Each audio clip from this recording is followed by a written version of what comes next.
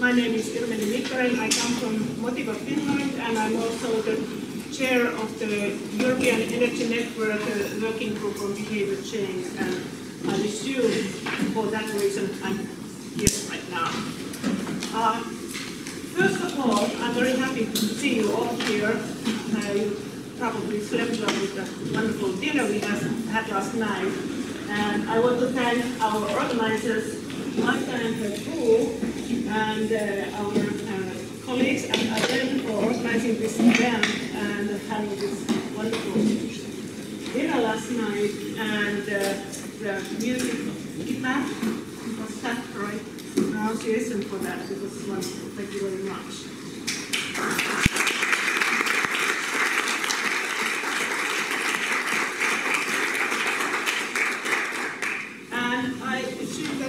Among you might be the next organizer in 2018 for the 5th conference. We have two presentations this morning. Ladies, there's a change in the program. We have two ladies here. Linda Steg is our first presenter, and she comes from Groningen University. She's a professor of environmental psychology there. She studies factors and strategies promoting pro-environmental behavior and a sustainable energy transition. And she's also a member of the scientific board of the Groningen Energy and Sustainable Program. And well, she's also, we heard about the platform network yesterday, and she's the coordinator of the European Platform Council. Welcome, Linda. Thank you. Can you hear me? Do I need a microphone?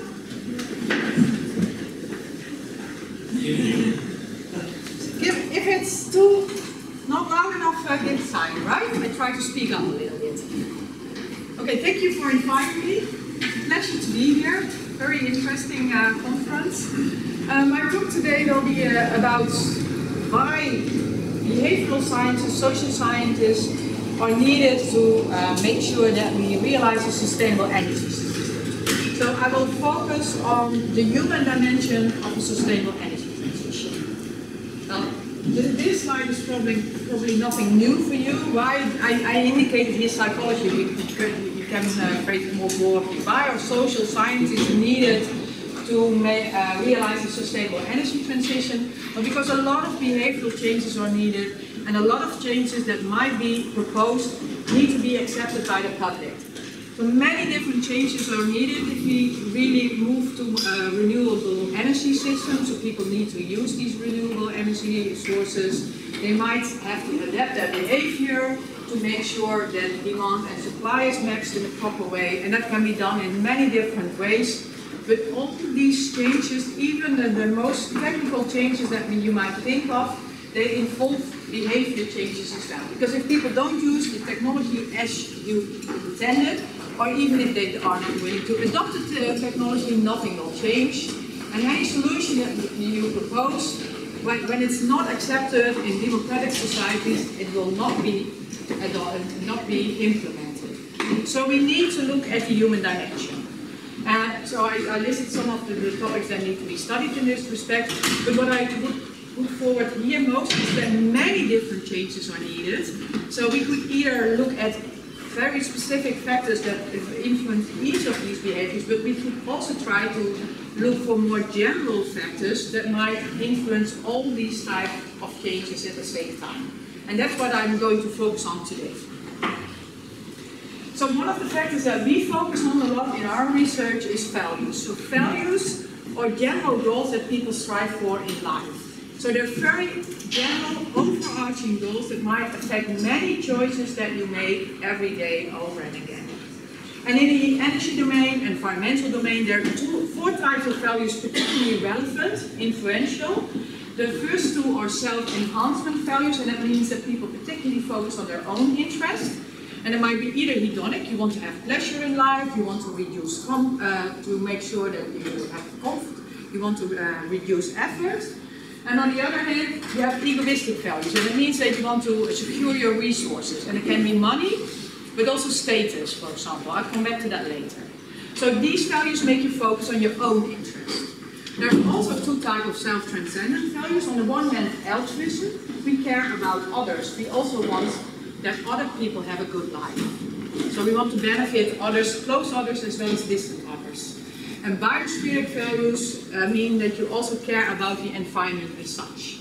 And the importance of biospheric values have first been proposed by environmental ethics, but later also studied extensively in environmental and social sciences in environmental domain, particularly in psychology. And it means that people care about the environment as such and want to benefit the environment as such. And what we found in our research is that particularly biospheric values are a durable and stable source of many different pro-environmental beliefs and actions. And we administered these type of, we conducted these type of studies in many different countries. I'll show you here some pictures. But in all these countries we found that people strongly endorse these biospheric values and also act upon it. So it's not only in the Netherlands, but also, for example, in Norway or in Budapest, Eastern Europe. In Russia, my Russian colleague was really skeptical about this. He said in a post-socialist society, Russians are not so much care about the collective anymore, let alone the environment. They are very hedonically driven. That's not what we found in this research. They also care about the environment and act upon it. But also, for example, in Japan, Argentina, and some of our students also conducted studies in more developing, or I should not only say developing countries, among poorer populations, for example, in Mexico and in Kenya and Ethiopia. And also there, they found that people care about the environment, strongly endorse biospheric values, and act upon these values when they face relevant choices. And that you might think that it seems to be a contrast with what some sociologists have been proposing. They said that people can only care about the environment when their basic needs are being fulfilled. That's not what we found. But it might be that poor populations care about the environment for different reasons. For example, they might be more dependent on nature and therefore be more willing to care about it. But it might also be due to all kinds of cultural factors. Anthropological studies, for example, demonstrated that in some cultures, people think their ancestors are represented in the natural environment. And that might also be the reason that they want to protect it. That's something that we are digging into now. I can't say much about it yet. But the main thing I want to say about this, biospheric values are quite strongly endorsed across the world, and many people are motivated to act upon these values. But if you look at sustainable energy choices, or more general pro-environmental behavior, you see oftentimes there's a conflict between these values.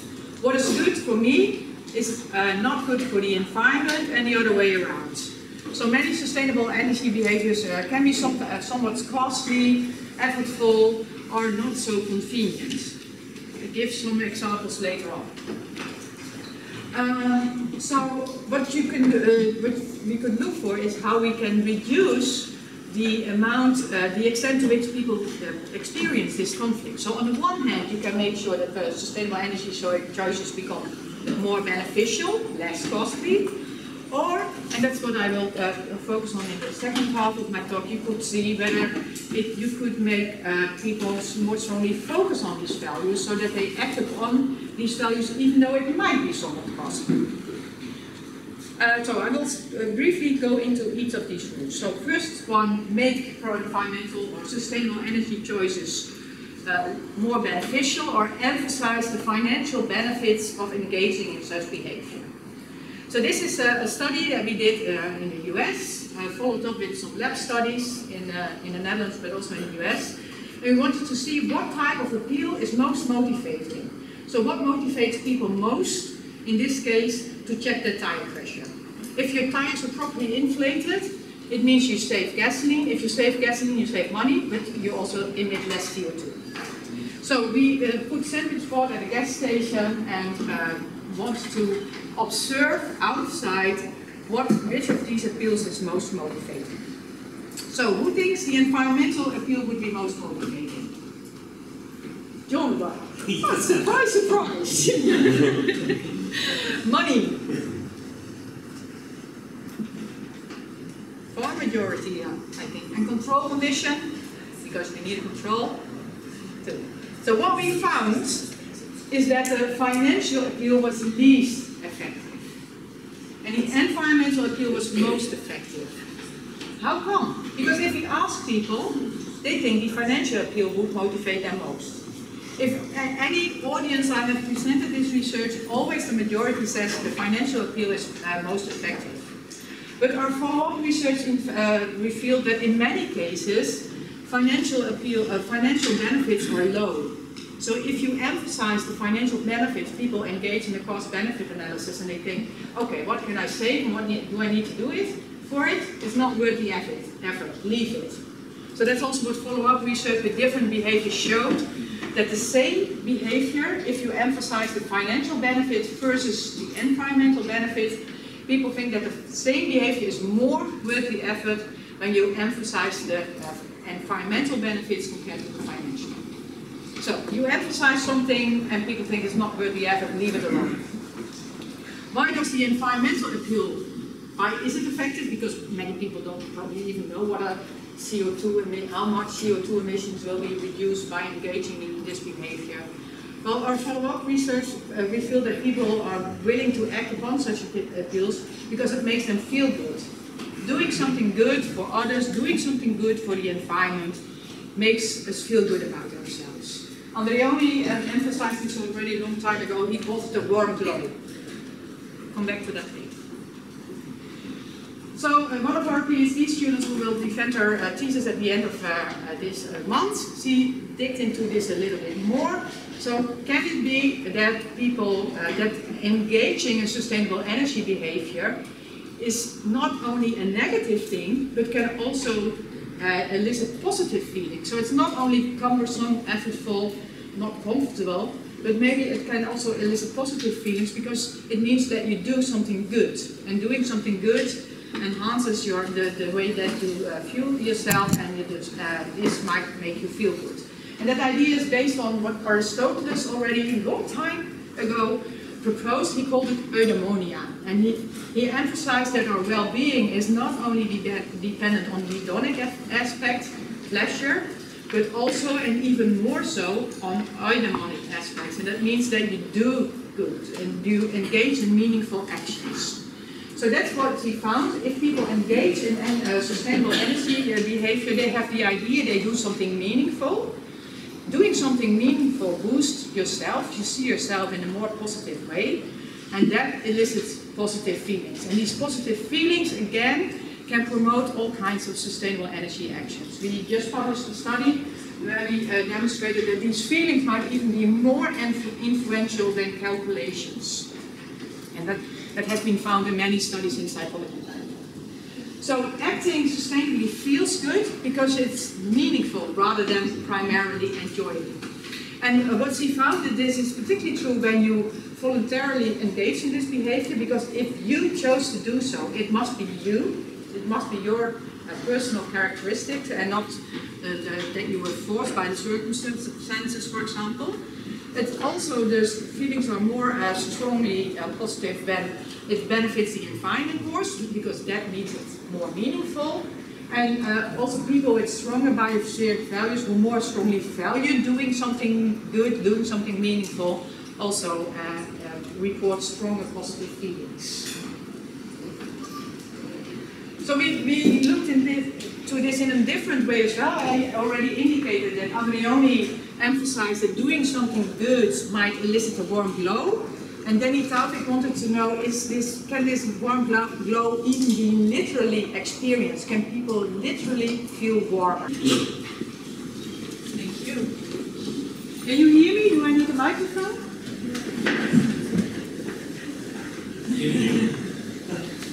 If it's too not loud enough, give a sign, right? I try to speak up a little bit. Okay, thank you for inviting me. It's a pleasure to be here. Very interesting conference. My talk today will be about why behavioral scientists, social scientists are needed to make sure that we realize a sustainable energy system. So I will focus on the human dimension of a sustainable energy transition. Well, This slide is probably nothing new for you. Why I indicated here psychology, you can create more broadly. Why are social sciences needed to realize a sustainable energy transition? Well, because a lot of behavioral changes are needed, and a lot of changes that might be proposed need to be accepted by the public. So many different changes are needed if we really move to renewable energy systems, so people need to use these renewable energy sources. They might have to adapt their behavior to make sure that demand and supply is matched in a proper way, and that can be done in many different ways. But all these changes, even the most technical changes that you might think of, they involve behavior changes as well. Because if people don't use the technology as you intended, or even if they are not willing to adopt the technology, nothing will change. And any solution that you propose, when it's not accepted in democratic societies, it will not be implemented. So we need to look at the human dimension. So I listed some of the topics that need to be studied in this respect, but what I would put forward here most is that many different changes are needed. So we could either look at very specific factors that influence each of these behaviors, but we could also try to look for more general factors that might influence all these types of changes at the same time. And that's what I'm going to focus on today. So one of the factors that we focus on a lot in our research is values. So values are general goals that people strive for in life. So they're very general, overarching goals that might affect many choices that you make every day over and again. And in the energy domain, environmental domain, there are four types of values particularly relevant, influential. The first two are self-enhancement values, and that means that people particularly focus on their own interest. And it might be either hedonic, you want to have pleasure in life, you want to reduce, to make sure that you have comfort, you want to reduce effort. And on the other hand, you have egoistic values, and it means that you want to secure your resources. And it can be money, but also status, for example. I'll come back to that later. So these values make you focus on your own interest. There are also two types of self-transcendent values. On the one hand, altruism. We care about others. We also want that other people have a good life. So we want to benefit others, close others as well as distant others. And biospheric values mean that you also care about the environment as such. And the importance of biospheric values have first been proposed by environmental ethics, but later also studied extensively in environment and social sciences in the environmental domain, particularly in psychology. And it means that people care about the environment as such and want to benefit the environment as such. And what we found in our research is that particularly biospheric values are a durable and stable source of many different pro-environmental beliefs and actions. And we administered these type of, we conducted these type of studies in many different countries. I'll show you here some pictures. But in all these countries we found that people strongly endorse these biospheric values and also act upon it. So it's not only in the Netherlands, but also, for example, in Norway or in Budapest, Eastern Europe. In Russia, my Russian colleague was really skeptical about this. He said in a post-socialist society, Russians are not so much care about the collective anymore, let alone the environment. They are very hedonically driven. That's not what we found in this research. They also care about the environment and act upon it. But also, for example, in Japan, Argentina, and some of our students also conducted studies in more developing, or I should not only say developing countries, among poorer populations, for example, in Mexico and in Kenya and Ethiopia.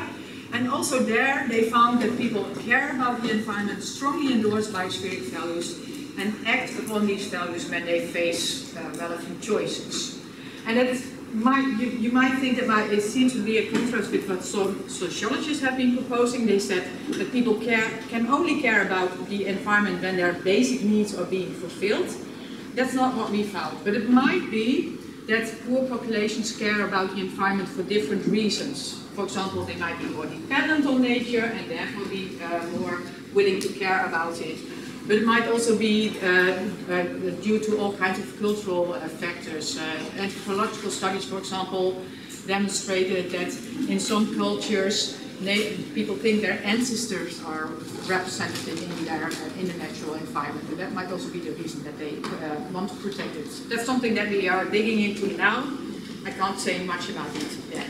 But the main thing I want to say about this, biospheric values are quite strongly endorsed across the world, and many people are motivated to act upon these values. But if you look at sustainable energy choices, or more general pro-environmental behavior, you see oftentimes there's a conflict between these values.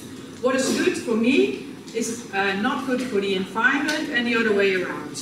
So many sustainable energy behaviors can be somewhat costly, effortful, or not so convenient. I'll give some examples later on. So what we could look for is how we can reduce the extent to which people experience this conflict. So on the one hand, you can make sure that the sustainable energy choices become more beneficial, less costly, and that's what I will focus on in the second half of my talk, you could see whether you could make people more strongly focus on these values so that they act upon these values even though it might be somewhat costly. So I will briefly go into each of these rules. So first one, make pro-environmental or sustainable energy choices more beneficial, or emphasize the financial benefits of engaging in such behavior. So this is a study that we did in the US, followed up with some lab studies in the Netherlands, but also in the US. And we wanted to see what type of appeal is most motivating. So what motivates people most, in this case, to check their tire pressure.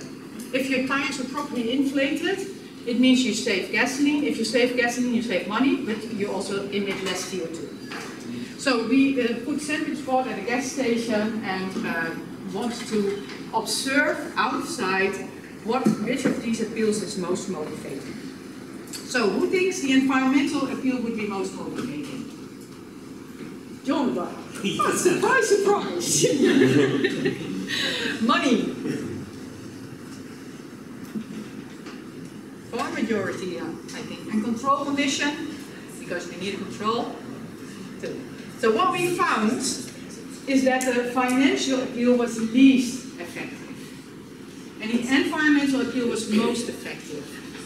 How come? Because if we ask people, they think the financial appeal would motivate them most. If any audience I have presented this research, always the majority says the financial appeal is most effective. But our follow-up research revealed that in many cases, financial benefits are low. So if you emphasize the financial benefits, people engage in a cost-benefit analysis and they think, okay, what can I save and what do I need to do for it? It's not worth the effort, leave it. So that's also what follow-up research with different behaviors showed, that the same behavior, if you emphasize the financial benefits versus the environmental benefits, people think that the same behavior is more worth the effort when you emphasize the environmental benefits compared to the financial. So you emphasize something and people think it's not worth the effort, leave it alone. Why does the environmental appeal, why is it effective? Because many people don't probably even know what a CO2 how much CO2 emissions will be reduced by engaging in this behavior. Well, our follow-up research revealed that people are willing to act upon such appeals because it makes them feel good. Doing something good for others, doing something good for the environment makes us feel good about ourselves. Andreoni emphasized this already a long time ago. He calls it the warm glow. Come back to that later. So one of our PhD students who will defend her thesis at the end of this month, she digged into this a little bit more. So can it be that people that engaging in sustainable energy behavior is not only a negative thing, but can also elicit positive feelings? So it's not only cumbersome, effortful, not comfortable, but maybe it can also elicit positive feelings because it means that you do something good. And doing something good enhances the way that you view yourself, and this might make you feel good. And that idea is based on what Aristotle already a long time ago proposed. He called it eudaimonia. And he emphasized that our well-being is not only dependent on the hedonic aspect, pleasure, but also and even more so on eudaimonic aspects. And that means that you do good and you engage in meaningful actions. So that's what we found. If people engage in sustainable energy behavior, they have the idea they do something meaningful. Doing something meaningful boosts yourself. You see yourself in a more positive way, and that elicits positive feelings. And these positive feelings, again, can promote all kinds of sustainable energy actions. We just published a study where we demonstrated that these feelings might even be more influential than calculations. And that has been found in many studies in psychology. So acting sustainably feels good because it's meaningful rather than primarily enjoyable. And what we found that this is particularly true when you voluntarily engage in this behavior, because if you chose to do so, it must be you. It must be your personal characteristic and not that you were forced by the circumstances, for example. It's also, the feelings are more strongly positive when it benefits the environment more, because that makes it more meaningful.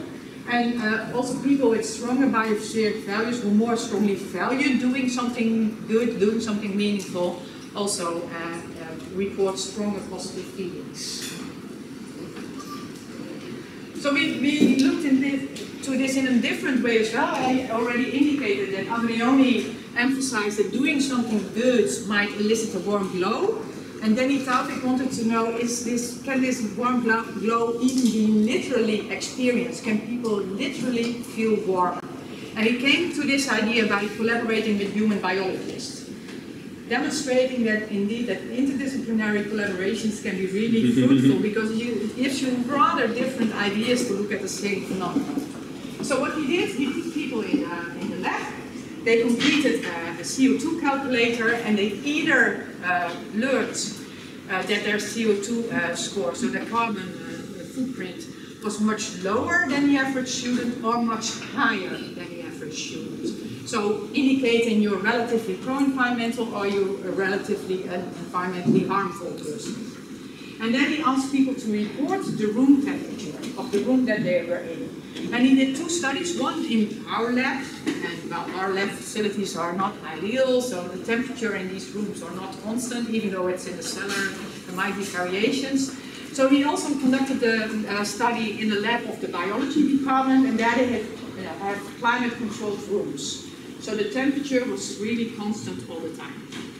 He asked them to report the room temperature first, and what you see is that people who think they're relatively pro-environmental, they literally feel warmer. They report that the room temperature is higher than if you tell them that they are relatively environmentally unfriendly. He also measured actual skin temperature with devices from the human biologists. They were put on their fingertips. And that was less clear, so I'm not sure whether there is an effect. So in the first study where the sample was bigger, he found an effect, but only for women. But our human biologist colleague said, yeah, why did you include male participants in the first place? Because it's about how fast your blood vessels respond to all kinds of environmental changes, and it happens more quickly among females than among males. So they never include male participants. We didn't know. And later they told me you should also take into account whether someone is a morning or an evening person. Very complicated. But we found that the effect in the first study, not in the second study. The second study had a smaller sample, but still not very small. So there might be an effect. If there is an effect, it's very small on actual skin temperature. So why does this happen? Why do people feel warmer? That's again related to the positive self-signal. So people who think they are relatively environmentally friendly, they report that their self is boosted. It's a positive self-signal, and that makes them feel warmer in that room. So doing something good reflects positive on yourself, and that might elicit positive feelings.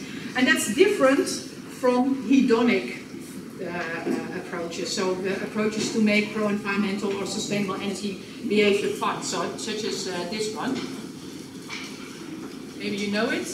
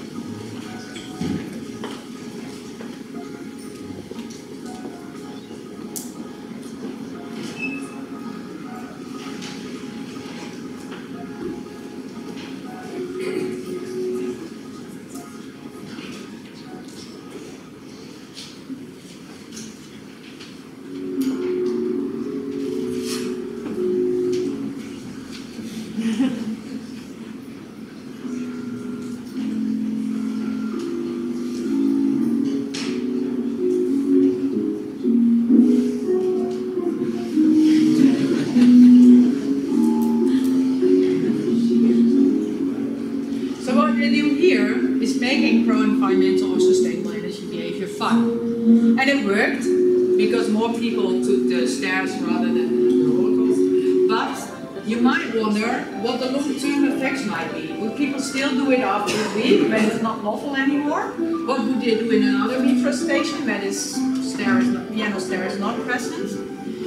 I read about a study that claimed that the long-term effects are really poor, so they fall back in the old pattern, but when I read it, I didn't understand how they demonstrated it. So you can look for it yourself. Some design studies, design studies look into these type of things. There are more examples if you want to know. Fun theory. But it's not only the fun theory, there's also all kinds of groups, youngsters probably mostly, who make their own videos to make acting sustainably fun. But importantly, what I demonstrated before is not about making it fun per se, but it's merely about making things meaningful. But in the end, that might elicit positive hedonic feelings as well. So if you do something meaningful, it can feel pleasurable still. Okay, so I emphasize that biospheric values are strongly endorsed and that they affect behavior, but I also indicated these are general goals that people strive for. So many times they don't affect behavior directly. They do so indirectly via different processes. And I will now explain two of these processes. The first one is that it affects how you evaluate all kinds of consequences of choices. And the second one is via identity. So first a movie again, to demonstrate how values might make you focus on particular aspects of a situation.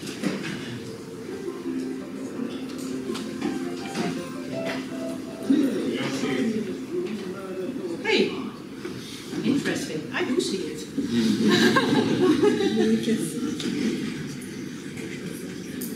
Huh. How come? Ah. Well, you need to tell me that again.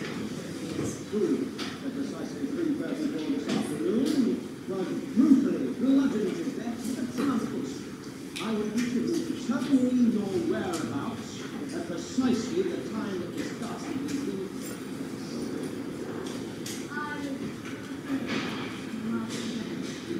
I'm buffering with your demonstration. Well, I was planting my petunias in the potting shed. Constable, arrest Lady Smythe. But how did you know? Madam, as any horticulturist will tell you, one does not plant petunias until May is out. Take her away. It's just a matter of observation. The real question is how observant were you?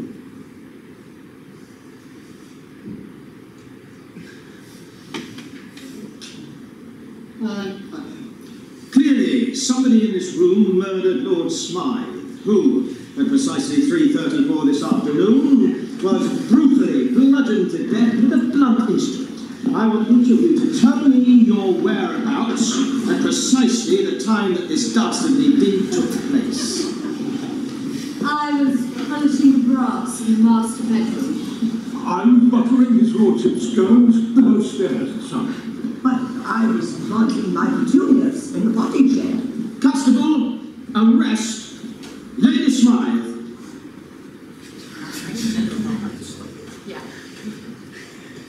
Yeah, so the basic idea is if you strongly endorse particular values, you focus on some aspects of the situation while not even noticing others or not considering other aspects that might also be relevant. So the basic process, what happens is as follows, and I focus here on egoistic and biospheric values because the studies that we did on this topic was mostly focusing on how people evaluate all kinds of energy sources. It's not the first time that this happens. Sorry. Imagine you're on a game show. The game show has the other one of the doors is... Yeah, so if you these values, they define what consequences you find most important in the situation. If you strongly endorse egoistic values, you are more attach more importance to the personal consequences of choices. If you strongly value biospheric values, you more you find environmental consequences more important. based on this, you look how this, in this our studies, energy sources affect your values. And if there are positive consequences for your important values, you think, oh, this is a good thing. If there are negative consequences, you think, oh, this is a bad thing. And interestingly, after this, you're motivated to evaluate all other consequences in light of your overall positive or negative view. So if something is positive, it only has positive consequences. If something is negatively evaluated, it has many negative consequences. And that's what we call motivated cognition. So to give you one example to demonstrate it, this was a study on nuclear power. People with strong egoistic values, they like nuclear power, they find it rather acceptable. And they evaluated all kinds of consequences of nuclear power positively. Also, positive environmental consequences. In that time that we did the study, the nuclear power industry emphasized that nuclear power is CO2 neutral, so good for the environment. People with strong egoistic values thought, yes, that's a good thing. Well, environmental consequences are not that important for them in the first place. People with strong biospheric values, they don't find nuclear power acceptable because of all kinds of safety risks. And they also did not emphasize possible environmental benefits. So that the CO2 neutral, that nuclear power could be CO2 neutral, that made them not embrace this argument. So the nuclear power industry, in the Netherlands at least, they came up with this argument to get the green people on board. But green people are not responsive to this argument because they are anti-nuclear power in the first place. So that's the first process. Values color the way you evaluate and perceive situations. Another route is via the environmental self-identity, and these are studies by Ellen van der Werf, who's now a lecturer in our group. So if you strongly have strong biospheric values, you're more likely to see yourself as a pro-environmental person, and that makes that you're more likely to engage in related actions, so in sustainable energy behavior as well. But the interesting thing is that environmental self-identity is not only dependent on your values, but also on your previous actions. And that can be explained by different theories, for example, self-perception theory. So if you realize you engaged in pro-environmental behavior or sustainable energy behavior, you're more likely to see yourself as a pro-environmental person. And that, again, motivates you to act accordingly, because we are motivated to be consistent. If we perceive ourselves in a particular way, we want to be consistent and we want to engage in actions in line with a view of ourselves. And that's an interesting route, because it means that by emphasizing what people did do for the environment is a possible route to promote pro-environmental actions among people who are not that strongly engaged in environmental issues in the first place. But in practice, we often do it the other way around. We emphasize all the things that people don't do, and that might be counterproductive in this group. So I know I've already indicated from several studies that how people view themselves is relevant, is a relevant factor for engaging in actions. And I've demonstrated with another study as well. This was a study on how to, what motivates people to adopt electric vehicles. And we did a very similar studies on what motivates people to become member of sustainable energy systems as communities as well. Very similar results. So they now focus on the electric vehicle study. So we wanted to know what motivates people to consider this. Is it the instrumental motive, that the range is maybe not that bad as people think, the costs, environmental consequences, CO2 emissions, or is it also symbolic motives? And it can be that it reflects positively on yourself, but also because it enhances your status.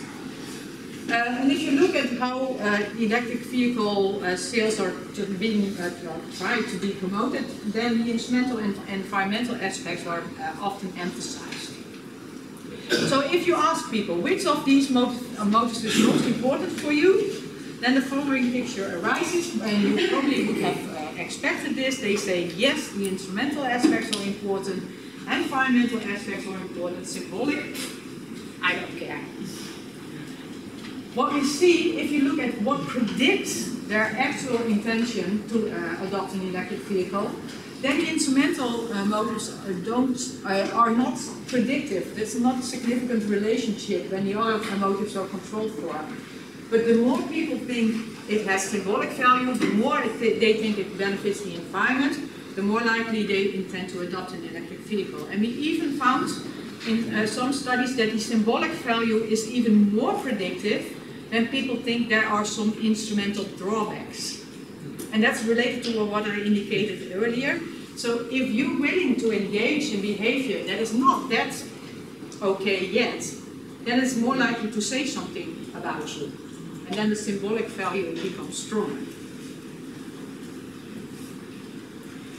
So now I emphasize that biospheric values are important. I indicate via which routes they might affect behavior. I indicated that many people endorse these values, and then you're probably skeptical, like, nice story, Linda. Why are we sitting here then? Because if everyone values the environment and acts upon it, then we don't have any problem anymore, right? But we still see that a sustainable energy transition is not being realized that easily. And one of the important reasons for this is that even though you might strongly endorse biospheric values, the context might inhibit you to engage in relevant actions or make you focus on different aspects of the situation, increasing the likelihood of sustainable energy choices. So that's what I will discuss in the final part. So the context might directly facilitate or inhibit certain behaviors, but it might also affect which consequences you consider. So which consequences you consider is not only dependent on your values, but it might also depend on contextual factors. So factors that promote sustainable energy behavior, I'll print picture some examples here. If you have a company bicycle, maybe it's easier for you to cycle to a business appointment close by rather than taking your car. Or if you have a shower facilities at work, it might be more attractive to shower because you're not all sweaty behind your desk. Recycling facilities, this is what we have at our university. We have business cards for public transport that everyone can use, so it's really easy to use public transport. So these are all types of contextual factors that make it easy for you to engage in this behavior, that facilitate sustainable energy behavior. But oftentimes contexts are not so favorable. So cycling in a pouring rain, we have these types of showers now quite often in the Netherlands, you probably as well. Not very attractive, or having a cold shower in the morning rather than a nice warm shower, or putting down the thermostat and having thick sweaters on. Many things that even people with strong biospheric values would not happily engage in.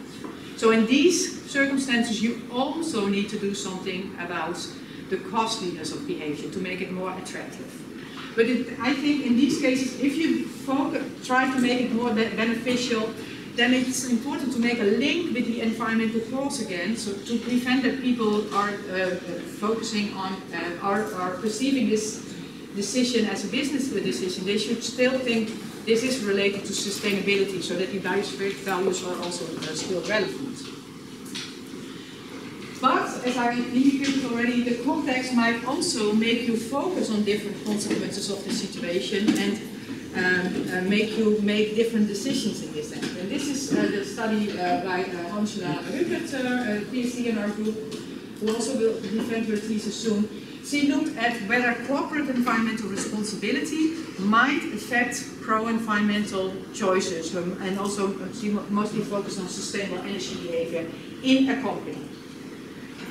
So corporate environmental responsibility in this study implied that businesses emphasized that they care about the environment, they had a mission to reduce their environmental impact, but they also implemented all kinds of strategies to realize it. And what we found is two main effects of the people with strong biospheric values are more likely to engage in sustainable energy behavior at work. So biospheric values also influence your behavior at work.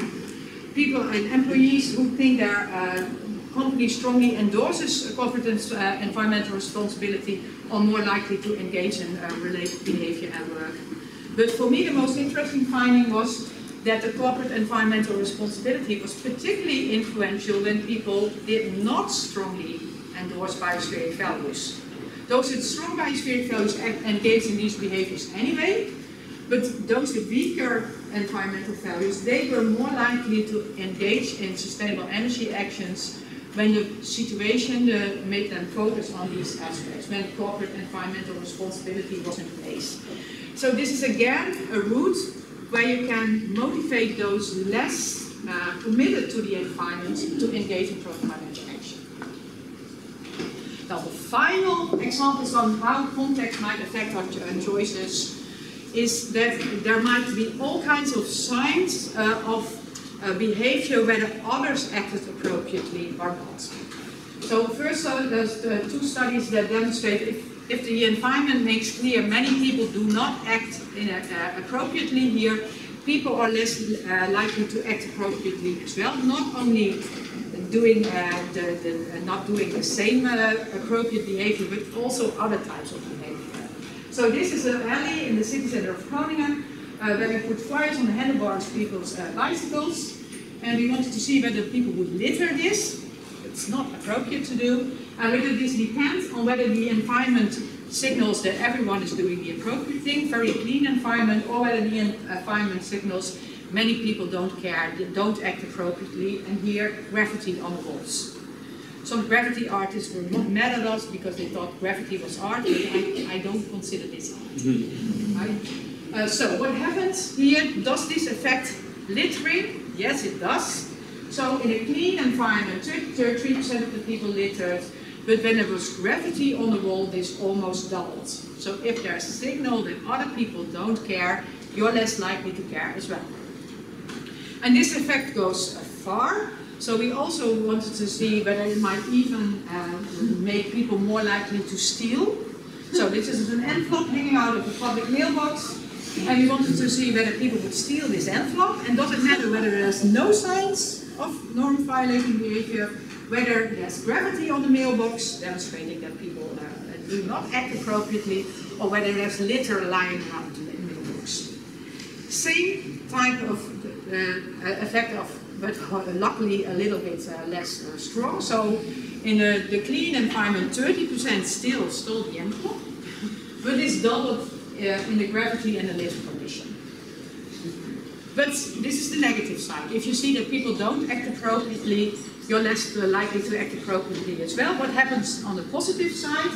Well, this is a study where we wanted to see whether people would help a person in need. So what happens is that the person that's now picking up the oranges in the photo, she came walking to us, and just when she was passing the girl fiddling with her bicycle, she accidentally dropped the oranges, and we observed out of sight whether the person would help picking up the oranges. So there's only one participant, the girl that, in this case, the girl that walks towards us, and the others are confederates. So before the girl, the participant is walking to us, either nothing happens, control condition, or someone walked by, dropped his or her soda can, picked it up again, demonstrating I did the appropriate thing. Or, and that's the most extreme condition here, someone is sweeping the sidewalk, cleaning up litter produced by someone else. Clearly demonstrating I do the appropriate thing. And you see similar things happen, but then on the positive side, so in a clean environment, 30% helped. When a person dropped the soda can, picked it up again, it's 64%. And when a person is sweeping the sidewalk, then it's even over 80%. So demonstrating the appropriate behavior motivates people to engage in civic behavior. So, conclusions. If you want to reduce the conflict between biospheric values and other values, you can either try to make sustainable energy behavior more beneficial, but you could also try to strengthen or make people focus on the environmental consequences of their choices. And I gave some examples of this. And I think this normative route is not being considered that much, but it is a very solid base for consistent sustainable energy behavior and relatively cost efficient, far more cost efficient than implementing a law or expensive pricing systems. Before ending, I want to say a little bit more about what Marta already indicated. Like I said, there's a great need for social scientists and humanities research to facilitate a sustainable energy transition. And a lot of interesting research is being done, but this research is pretty scattered. There's little contact between different groups. So conferences like this help to bring different communities together, but still a lot of knowledge is not being accessible for those who have to make the decisions. So that's why we established the Person Network that's coordinated by the University of Groningen.